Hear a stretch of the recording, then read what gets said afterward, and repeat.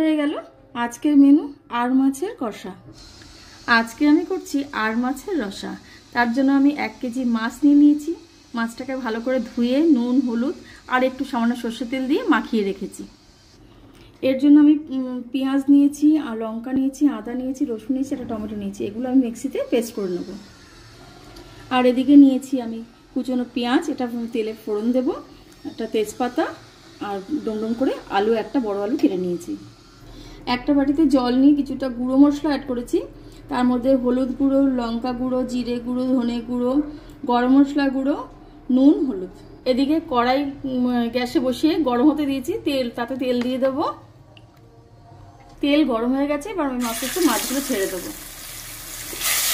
খুব সাবধানে মাছগুলো কড়াইতে দেবে, কেননা তেল ছিটকে আসে তো। মাছগুলোকে আমি লাল লাল করে ভেজে নিয়েছি। আমি মাছের তেলে আলুগুলো ভেজে নিচ্ছি।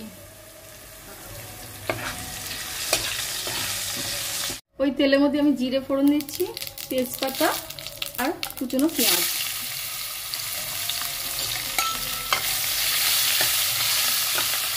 পেঁয়াজটা ভাজা হয়ে গেছে, এবার মিক্সিতে যে পেস্টটা করে রেখেছিলাম ওইটা দিয়ে দিলাম।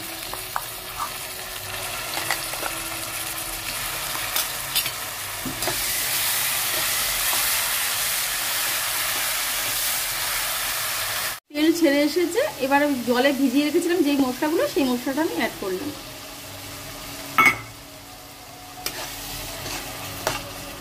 মশলা থেকে তেলটা ছেড়ে এসেছে, ওই তেলের মধ্যেই আমি আলু আর ভেজে রাখা মাছগুলো দিয়ে দেব।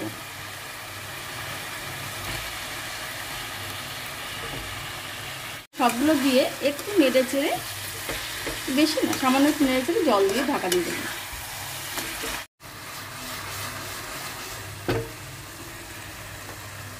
এবার আমি এর মধ্যে জল অ্যাড করছি। 10-15 মিনিটের জন্য আমি এটা ঢেকে দিলাম। রেডি হয়ে গেল আমার আর মাছের কষা। এবার বাটিতে ঢেলে নেব, গরম গরম ভাতের সাথে খেয়ে দেখার পালা। হয়ে গেল আজকের মেনু আর মাছের কষা।